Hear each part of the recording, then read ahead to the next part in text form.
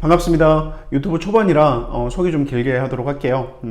수학과 입시 전문 몬스터 교육의 대표 원장이고요. 그리고 주휴수당 없는 최고의 조교죠. 개별 맞춤 수학 전문 교재 및 강의 컨텐츠를 제작하고 있는 대치몬스터 라이브의 대표이고, 그리고 바로 이 공간이에요. 이 공간, 네, 학원 창업과 성공을 위한 원장님, 예비 원장님과의 소통 공간, 학원만세TV 미스터 몬스터입니다. 반갑습니다. 오늘 두 번째 이야기는 첫 번째 얘기 때 제가 이 얘기를 했을 거예요. 인수할래 아니면 맨땅에 헤딩할래 라는 부분들로 주제를 삼았었는데요. 오늘은 그 영상을 보시고 원장님 두 분께서 메일로 인수합병에 대한 실제를 좀 다뤄달라 라는 부분들에 대한 요구가 있었습니다. 그래서 이 영상은 인수합병에 해당되는 실제 부분들, 그러면 실제 부분들에 대한 접근을 어떻게 할 건지, 특히나 지금은 가을로 이제 막 접어들 때요. 제가 추석이 이제 막 끝나고 나서 이 영상을 제작하고 있는데, 그러면 가을에서 이제 겨울 준비를 해야 되기 때문에 개원 준비를 한참 분주한 시기가 사실은 이 가을일 것 같아요. 프로그램에 대한 변경이든, 그리고 뭐 개원에 대한 부분이든, 또는 확장에 대한 부분이든, 컨셉을 바꾸는 부분이든, 이 모든 것들이 이제 가을 때 준비를 해서 제대로 겨울에 보여주는 그런 구조가 될 텐데, 아무튼 이 영상은 학원 양수도하고 관계되어 있는 부분에 대한 실전 얘기를 할 텐데요.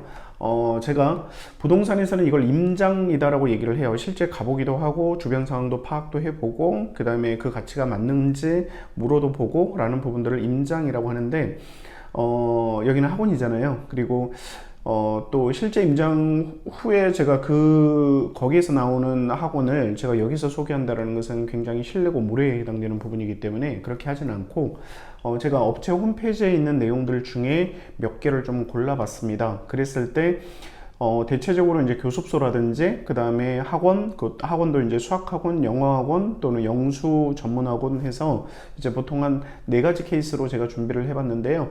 이 부분들을 할 때 원장님들께서도 가보지는 않았지만 아마도 이럴 거다라는 부분과, 자, 이런 것들을 아마도 염두에 둬야 돼 라는 부분들로 이 영상을 같이 시청해 주시면 좋겠습니다.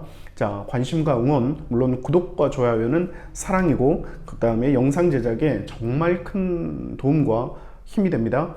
스탑, 구독, 좋아요.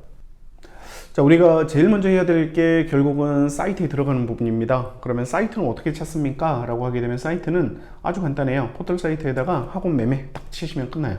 네, 그러면 쭉쭉쭉 나오죠.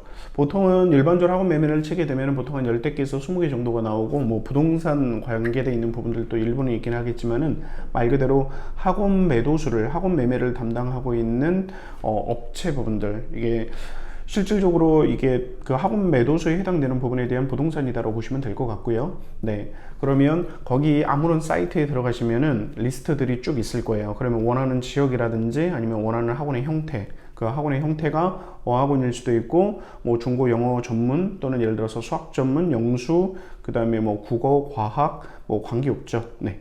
그러면 거기에 해당되는 부분에서 내가 원하는 지역에 맞다라고 하게 되면 클릭 한번 해보시고, 그러면 학원에 대한 일반적인 상태에 해당되는 기본 보고서들이 나옵니다. 그러면 그 기본 보고서들을 가지고 실질적으로 컨택도 해보시고 직접 가보시고 라는 부분들이 학원 이 매도소하고 관계되어 있는 부분에서는 정말 중요한 경험이 될 겁니다. 그래서 많이 한번 다녀보시는 것도 좋을 것 같아요.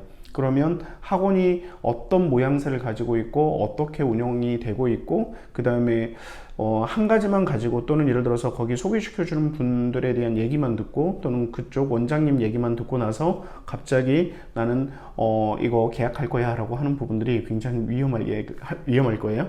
그래서 이 영상을 통해서 실질적으로 학원 매도소하고 관계되어 있는 부분들을 어떤 식으로 바라볼 건지 한번 보시면 좋을 것 같습니다. 우선 첫 번째 사례는요, 서울 서초구에 있는 실평 70평이라고 되어 있고, 그 다음에 보증금이랑 임대비는 7천만 원에 650만 원이에요. 자, 서울 서초구에서 실평 70평에 이만큼이다 라고 한다면, 서초구 쪽에 대한 학원은 지금 반포 지역에 해당되는 구반포, 신반포 해가지고 학원가가 형성이 되어 있고요. 그 다음에 서초구긴 하지만은 서울구 쪽이라든지, 그 다음에 상문고 건너편이라든지 이런 패턴에서 일부 학원들이 조금 있긴 있어요. 그렇지만은 지금 임대비로 본다라고 하게 되면은 이상한 안쪽으로 조금 들어가 있지 않는 이상은 사실은 7천만 원에 650에 실평수 70평이다라고 하게 되면은 아마도 구반포 쪽 라인들 이지 않을까라는 생각을 하고 있습니다. 그리고 초중 영어 전문입니다. 자, 초중 영어 전문에서 시설은 충분히 괜찮다라고 표기가 되어 있고, 그리고 강의실은 7개라고 되어 있습니다. 그리고 원생은 130명인데 매출 구조로 보게 되면 3,500만 원이다 라고 하게 되면 실질적으로 30만 원이 채 안 되는 상황이잖아요. 그러면 여기서 이제 생각, 서초에서도 메인 지역은 아니다. 왜냐하면 메인 지역에서 실질적으로 원비다라고 하게 되면 굉장히 비싸요. 지금 매출 3,500 정도에 해당되는 130명 정도면은 30만 원이 채 안 되고 한 20대 후반 정도다라고 하게 되면은 서초구 쪽에서도 조금 떨어져 있는 지역이지 않을까라는 생각입니다. 그래서 임대 베이스로 본다라고 하게 되면은 원래 구반포 쪽에서도 안쪽에 들어가 있지 않을까라는 부분들에 대한 생각을 했는데 아마도 원비 베이스로 본다라고 하게 되면 바깥으로 좀 나 있는 서초구이지 않을까 싶습니다. 그리고 순익 부분들이 620만 원에 권리 6천만 원을 요구를 했어요. 자, 여기에서 한 가지 또 보셔야 될 것 중에 하나는 어떤 베이스냐면은 보통 이렇게만 적혀져 있는 데가 있고요. 상세 베이스로 이제 뭔가에 대한 자료를 더 달라라고 하게 됐을 때 원장님들께서 물어보셔야 되는 부분들이 있어요. 물론 이 실평수 70평이다 라고 하는 부분들을 실질적으로 실평수 70평이다 라고 명확하게 아시는 원장님이 있고, 임대평수로 얘기하는 경우가 있습니다. 임대평수다 라고 한다면은 보통 일반 상가 건물이 50%에서 55%, 옛날 건물 같은 경우일 때는 65%, 70%까지도 짓긴 하지만은 보통은 한 55% 수준 이하로 보시면 되거든요. 그러면 만약에 평수가 100평이라고 갔는데 실평수로 보게 되면 50평, 55평 이것밖에 안 되는 경우가 허다하기 때문에 반드시 실평수인지, 물론 강의실이 7개다 라고 얘기를 했기 때문에 이게 실평수 베이스가 될 겁니다. 그래서 평수 베이스랑 정확하게 한번 보시고요. 그 다음에 시설이 굿이다 라고 얘기를 했는데 실질적으로 원장님들이 생각하고 있는 강의실 사이즈가 맞는지 이런 부분들도 커리큘럼상 충분히 괜찮은 공간인지도 확인을 해 주시면 좋을 것 같아요. 그리고 만약에 원생 130명인데 매출이 3,500이다 라고 하게 되면은 여기에서 원비가 예를 들어서 더 상승할 수 있는 룸이 있을 수 있는지, 예를 들어서 지금 5년 동안 예를 들어서 안 올렸다든지 지금 최근에 올렸다든지 이런 부분들도 여기서 한번 보셔야 될 것 같아요. 그리고 이제 순익 부분들이 620만 원이다 라고 얘기했는데 순익이 지금 채 20%가 안 되고 있는 중이죠. 그러면 이게 차량이 운영이 되고 있는지도 한번 봐야 되는 게, 순익 부분들이 만약에 20% 미만으로 떨어진다라고 하게 되면 혹시 차량을 이용하고 있는 학원, 즉 차량이 있는 학원일 수도 있다라는 부분들도 염두를 해 두셔야 될 것 같아요. 그리고 권리에 6천만 원이다라고 하게 되면은 일반적으로 순익 부분들에 대한 약 10배 정도 기준으로 잡아놨는데, 여기에서 제가 앞 영상에서도 얘기를 했었죠. 원장님이 수업을 하고 있는지 안 하고 있는지도 여기서는 검토를 해 주셔야 됩니다 라는 부분인데, 원장님이 만약에 수업을 하고 있다라고 하게 되면 원장님 급여도 거기에 그 지출 목록에 들어가 있는지도 확인을 해 두셔야 돼요. 그러면 선생님이 몇 분이고 차량을 어떻게 운영을 하고 있고 그 다음에 행정직원은 어떻게 운영을 하고 있고 원장님 수업 부분들은 어떻게 하고 있다 라는 부분들을 대강 파악을 하신 다음에 이 부분들은 접근을 하시면 좋을 것 같아요. 그러면 제 생각에 예를 들어서 차량 부분들이 한 대 정도는 만약에 하고 있고, 그 다음에 원생 130명에 선생님이 보통 한 4분 정도 계시고 원장님 수업 일부가 들어간다, 일부다라고 하게 되면 선생님 몫을 한 몫으로 봤을 때 0.5 이하에 해당되는 부분에 대한 선생님 역할을 하고 있다라는 정도로 저는 보여요, 이 학원 구조가. 그리고 그 원장님에 해당되는 그 몫을 선생님으로 대체했을 때 해당되는 부분도 아마도 지출에다가 넣었을 가능성이 커요. 그렇게 됐을 때 순익이 620이다 라고 했을 때 권리 부분 6천만 원이다 라고 하게 되면은 저는 나쁘지 않는 상황일 것 같아요. 나쁘지 않다라는 부분들에 대한 건 권리 부분들에 대한 조정은 조금 더 가능을 할 건데, 만약에 미니멈 구조로 본다라고 하게 되면 보통 한 4,500에서 5,000 정도까지 내리는 구조, 물론 그 구조는 원장님의 수업에 대한 여부가 가장 큰 관건이 될 겁니다. 그리고 원장님이 수업 안 하고 있는데 이만큼이다 라고 한다면 오히려 땡큐 해야 되는 물건 중에 하나가 될 것 같아요. 자, 서울 서초구를 봤고요. 그 다음에 또 하나가 두 번째 케이스는 이제 수학 전문 쪽으로 한번 가볼까요? 경기 수원시에 있는 실평 45평에 3천만 원에 120에 그리고 수학 전문 학원이고요. 시설은 충분히 좋다라고 표기가 되어 있고 원비는 초등 17만원, 중등 27만원, 고등 38만원이랍니다. 자, 차량은 없고요. 원생수 20명에 매출 600만원이에요.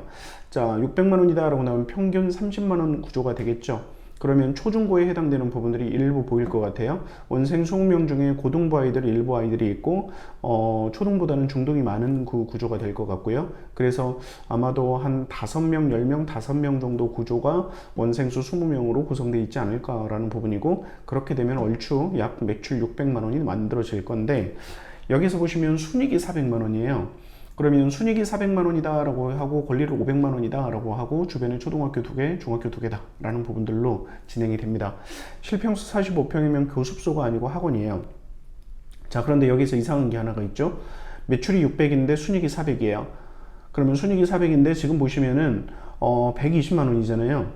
120만 원. 그러면 120만 원에 아마도 부가세 들어갈 거고, 그 다음에 일반적인 뭐 등등등에 대한 기타 비용 들어가게 되면은 얼추 200 정도 해당되는 부분이 지출 목록에 들어갈 겁니다. 그러면 순이익 400이다 라는 부분들은 무슨 말일까요? 네, 여기는 원장님 한 분이 아마도 수업을 하고 계실 거예요.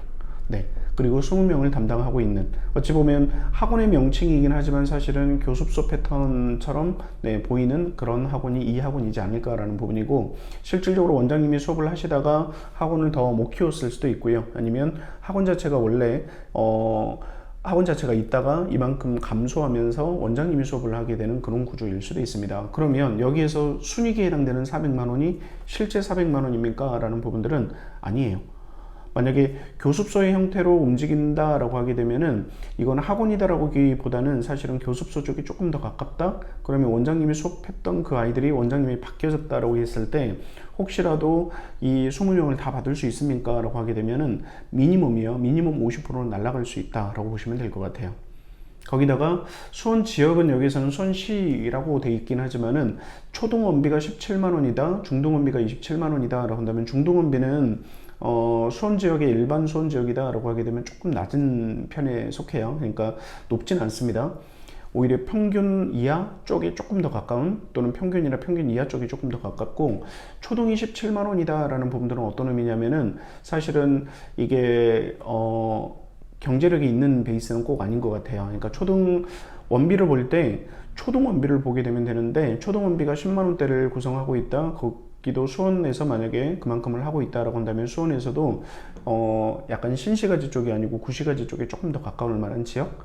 그런데 왜 고등은 38만 원입니까? 라는 부분들은 이 선생님이 아마도 고등에 대한 수업이 조금 더 자신감이 있는 원장님이지 않을까라는 생각입니다. 그러면 어쨌거나 순이익 400만 원이다 라는 것은 사실은 선생님들 급여 줬다라고 하게 되면 순이익에서 남는 게 거의 없다라고 보시면 됩니다. 그래서 권리 500만 원이다 라고 하게 되면 시설이 나쁘지 않고 그냥 거의 제로섬에서 시작을 한다라는 부분들로 간다라고 했을 때는 권리 부분을 조금 더 조정을 해서 더 낮추게 해서 실질적으로 이분은 아마도 학원을 넘기려고 하는 그 모양새가 좀 큰 분이다 보니까 아마도 권리 부분들이라든지 제가 할게요 라고 얘기를 했을 때 뭐 그냥 자연스럽게 이루어지지 않을까라는 부분이기는 합니다.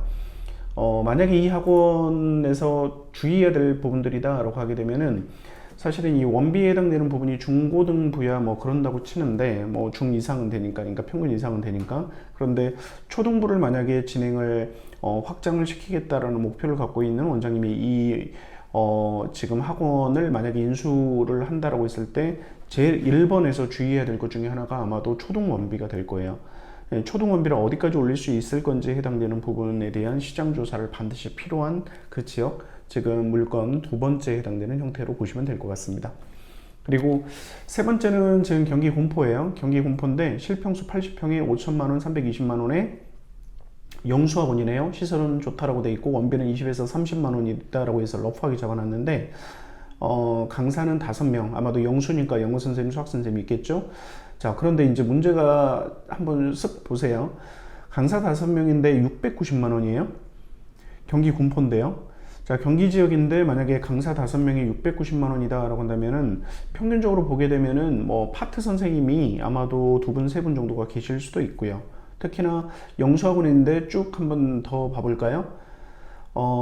지입차가 세대예요. 480만 원입니다. 그 다음에 일반 잡비 230만 원, 원생은 65만 원이고, 65명인데, 초등이 영어 수학기 50명, 네, 15명이고요. 그 다음에 중등 영수가, 영어가 15명, 수학은 8명, 이렇게 듣고 있어요. 그럼 이 학원은 영수학원에서 영어가 강한 학원인지 수학이 강한 학원인지 바로 보셔야 될 상황이에요. 그러면 아마도 영어가 지금 강하고 있죠. 초등에서도 영어가 지금 거의 3배 이상, 그 다음에 중등 영어가 수학보다는 또 2배 이상, 2배 내외, 이 정도 해당되는 부분이죠. 그리고 여기는 지금 매출이 없습니다. 순이익이 없습니다. 그 다음에 권리 7천만 원을 요구하고 있습니다. 라는 부분이기 때문에 여기에다가 아마도 상세 내역에 해당되는 부분은 아직은 안 올려요. 그러면 여기 업체에다가 전화를 해서 여기가 여기를 보고 싶다라고 얘기를 했을 때 매출이 얼마인가요? 순이익이 얼마인가요? 하는 부분들은 네, 보시면 상세 내역을 한번 더 받아보시면 될 것 같아요. 자, 그러면 저는 아마도 추측을 한번 더 해볼게요. 여기에서 포인트 중에 하나가 중등 영수가 50명이다. 그 다음에 15명이다 라고 하게 돼, 초등 영수가 50명과 영어 수학이 50명 각각, 그 수학이 15명, 그 다음에 중등이 영어 수학이 각각 15명, 8명 이렇게 진행이 됐다라고 하게 되면은 아까 수학보다는 영어가 훨씬 더 강세다라고 하게 되면 영어 원장님이 만약에 이 물건을 봤을 때 괜찮냐라고 하게 되면은 영어 쪽 부분들이 더 강화시키겠다라고 한다 하더라도 무관하다라고 한다면 괜찮은 물건일 수는 있어요. 제가 보기에는 영어 원장님이 아마도 영어 쪽 원장님이신 것 같아요. 그리고 수학은 따라오는 그런 구조에 해당되는 부분들 지금 수학일 텐데 만약에 이렇게 된다라고 하게 되면 혹시라도 실평수 80평에서 혼자 다 해도 되는 상황이면 모르겠는데 그렇지 않다라고 하게 되면 영어 쪽 전문, 수학 쪽 전문에 해당되는 원장님들이 협업을 하셔도 충분히 괜찮을, 대신에 여기서 협업이다라고 했을 때는 학원 협업이 쉽진 않죠. 그러니까 진짜로 이 합을 맞춰본, 일에 대한 합을 맞춰보았을 때 접근을 해도 괜찮을 만한 상황이긴 할 것 같고요. 아니면 수학 원장 입장에서 만약에 본다라고 하게 되면은 영어가 저만큼 받치고 있어 라고 할 때 수학 부분들은 내가 수학 전문이다 라고 한다면은 수학 영어 이상으로 내가 더 올릴 수 있어 라는 부분들로 이 물건을 보셔도 될 것 같아요. 그러면 지금 여기서는 이제 매출이랑 순이익이 사실은 없기 때문에 내가 권리 7천만 원에 해당되는 일반적인 평가 내리는 건 사실은 쉽지는 않을 것 같고요. 지금 얼추 매출로 보게 되면은 각 과목에 해당되는 과목 인원으로 보게 되면은 지금 한 88명, 거의 90명으로 잡을게요. 90명에 예를 들어서 그 과목당 평균적으로 한 23만 원 정도를 잡는다라고 하게 되면은 한 2천만 원 내외 정도에 해당되는 부분이 매출이 나올 것 같고요. 그러면 2천만 원 내외였을 때 선생님들 급여, 그 다음에 지입차, 그 다음에 일반 잡비, 그 다음에 지금 임대비를 합하게 되면은 보통 한 1,800 정도가 나와요. 1,800에서 그러니까 근 2,000 정도가 나오기 때문에 사실은 매출 공개를 일부러 안 하는 게 순이익에 해당되는 부분에 대한 자신감이 지금은 많이 없기 때문이지 않을까라는 생각입니다. 그렇게 되면은 지금 이 인원에 비해서 아마도 실평수 80평이다 라고 한다면은 여기에 적혀져 있진 않았는데 강의실은 아마도 조금 더 많겠죠. 네. 강의실은 실평수 80평이면 작게 쪼개게 되면은 10개 이상이 나와요. 네. 그리고 보통 이제 초중 베이스다 라고 한다면 더 그럴 거고 아마도 80평이다 라고 하게 되면 강의실이 못해도 9개에서 많으면 한 12개까지도 나올 수도 있거든요. 그러면 지금 80평이 너무 크다 라는 부분들이 좀 보일 것 같아요. 특히나 강사 5명에 690만 원이다 라고 하게 되면 여기서 저는 이제 그 안 좋은 포인트를 하나 잡는다 라고 한다면 그 부분인 것 같아요. 강사 5명에 690만 원, 이게 뭐예요 라고 하게 되면 거의 파트 선생님을 쓰고 있는 상황. 근데 파트 선생님은 기본적으로 학원을 성장시킬 때 괜찮냐라고 했을 때 전임 선생님들이 충분히 있는 다음에 파트 선생님이면 괜찮은데 지금처럼 파트 선생님 위주다라고 하게 되면은 사실은 그 학원에 대한 지출 비용을 줄이기 위한 베이스로밖에 저는 보이진 않거든요. 그렇게 되면 아마도 이 학원이 괜찮냐라고 했을 때 저한테는 메리트가 분명히 좋지는 않습니다 라고 보시면 될 것 같습니다. 거기다가 원비에 해당되는 부분들도 지금 비싸진 않아요. 그러니까 영수학원이 가지고 있는 단점이 전문학원에서는 그래도 원비를 원하는 만큼 올려도 되는데 영수학원이다 라고 한다면 이게 대등한 과목에 해당되는 두 과목을 같이 받다 보니까 사실은 동시에 올리기가 부담스럽거든요. 그러니까 그런 부분들도 영수학원이 가지고 있는 약간 단점 중에 하나인 것 같아요. 그래서 보통 영수학원이 전문학원, 그러니까 수학 전문, 영어 전문, 뭐 어학원 이런 부분하고 조금 다르게 같은 학원이긴 하지만 원비가 조금 더 아래다라고 보시면 될 것 같습니다. 그리고 마지막으로 볼 케이스가 지금 경기 의정부 쪽에 있는 부분이죠. 경기 의정부 쪽에 있는 부분은 상간의 독점 수학 교습수도라고 되어 있고요. 그 다음에 실평수 14평에 1000만원에 90만원, 그 다음에 초등생 6명 15만원, 그 다음에 중등생 19명에 20만원 이렇게 받고 있고요. 보통 교습소 쪽에서 받고 있는 그 원비가 학원하고는 조금 다르게 교습소가 일반적으로는 조금 더 낮더라고요. 네. 일반적으로 낮은 정도가 적게는 10%에서 많게는 한 30% 정도까지. 그러면 지금 초등원비 15만원이라든지 중등원비 20만원이 바로 그런 구조일 것 같아요. 특히나 지금 경기 의정부다라고 하게 되면은 제가 알기로는 중등원비라 하더라도 20대 후반 정도는 받고 있는 걸로 알고 있는데, 중후반 정도는 받고 있는 걸로 알고 있는데, 어쨌거나 교습소다 보니까 조금 적게 받고 있다라는 부분들이 보이고요.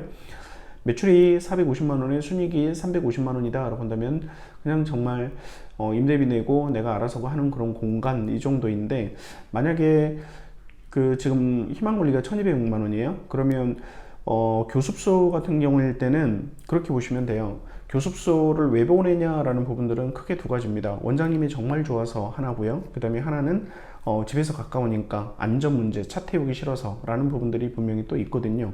그러면 그 교습소에 해당되는 부분들 인원을 내가 챙기겠다라고 했을 때, 아까 전체 인원이 25명 정도가 되죠. 그러면 25명 중에 뭐 한 10명 정도, 정말 맥스로 한 10명 정도 떠난다 하더라도 15명은 내가 잡을 수 있다라고 하게 되면은 나쁘진 않는데, 제가 개인적으로 생각할 때 이 교습소의 희망 권리 부분들은 조금 비싸요. 네, 왜냐면 저는 원장님들이 수업을 했던 그 룸에 해당되는 거, 왜냐면 여기 교습소는 말 그대로 원장님이 다거든요. 그러면 이런 경우일 때 만약에 매도수를 하고 싶다, 괜찮아 라고 했을 때, 만났을 때 그 원장님의 성향을 한번 보시면 될 것 같아요. 그래서 원장님을 이 원장님의 성향이다 라고 한다면 내가 비슷하거나 조금 넘을 수 있지 않을까 라고 하게 되면 괜찮은데, 그렇지 않고 뭐 실력적인 부분이라든지 여러 가지 성향 부분들 내서 이 원장님하고 했었을 때 조금 애매하다, 내가 판단이 잘 안 돼 라고 했을 때는 좀 위험할 수 있는 부분들이 1인 원장에 대한 이 부분들, 그 양도수인 것 같아요. 그래서 오히려 일반 학원보다는 오히려 교습소라든지 공부방 이런 부분들이 사실은 쉽지는 않습니다. 대신에 교습소 같은 경우일 때 아까 장점 부분들, 내가 이만큼에 대한 파일을 가지고 잘 꾸릴 수 있어 라고 할 때는 충분히 또 메리트 있을 만한 그런 부분일 것 같아요. 그래서 학원에 대한 확장이 아니고 1인 학원으로 만족하고 1인 학원을 알차게 꾸리겠다 하시는 분들한테는 충분히 메리트 있는 부분에 대한 물건인 것 같습니다. 자, 오늘 인수 실전에 대한 몇 가지 부분들을 실전 보면서 좀 말씀드렸는데, 저한테 1번은 뭡니까? 라고 하게 되면 사실은 수익성이라든지 매출이 저한테는 1번이 아니에요. 저한테 1번은 누구예요? 라고 한다면 사실은 1번은 선생님 구조입니다. 학원을 바라볼 때 제 1번은 저는 무조건 선생님 구조를 봐요. 선생님이에요. 자, 그 다음에 두 번째로 이제 보는 게 원생과 구조입니다.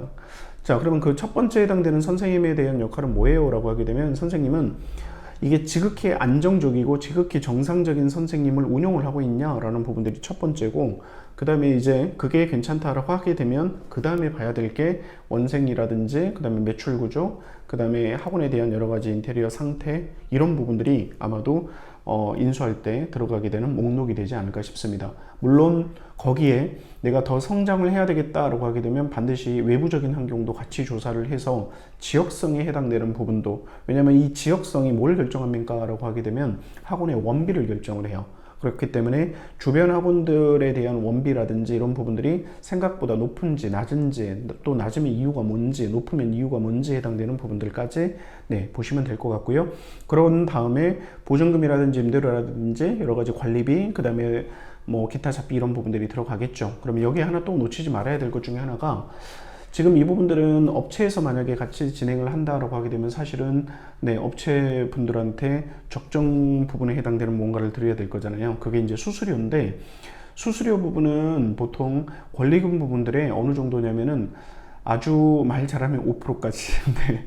그리고 평상시에는 한 7%까지 얘기하실 텐데 이건 잘 얘기하시면 한 5% 정도까지는 네, 보십니다. 그래서 일반 부동산하고는 조금 다르기 때문에 네, 중개업체를 낀 다음에 해당되는 부분은 중개수수료에 해당되는 부분들이 한 5에서 7%가 들어간다라는 거 네, 거기에다가 네, 그 지출 목록에 반드시 잡아야 될 것 중에 하나고요. 마찬가지로 또 부동산 계약도 해야 되는 거잖아요. 거기에 따른 부분들도 일정 부분들 필요합니다. 라는 것까지가 인수비용에 들어가는 네, 맥락입니다. 자, 미스터 몬스터가 이렇게 얘기를 합니다. 인수 실전에서 반드시 고려해야 될 사항들을 네, 순위대로 반드시 확인을 해주세요. 라고 할 때 1번은 선생님, 2번은 네, 원생과 구조 및 네, 수익성 부분들, 그 다음에 제3번이 지역성, 이 세 가지에 해당되는 부분은 반드시 살펴보셔야 됩니다. 라는 겁니다. 네. 다음 시간에 또 뵙겠습니다.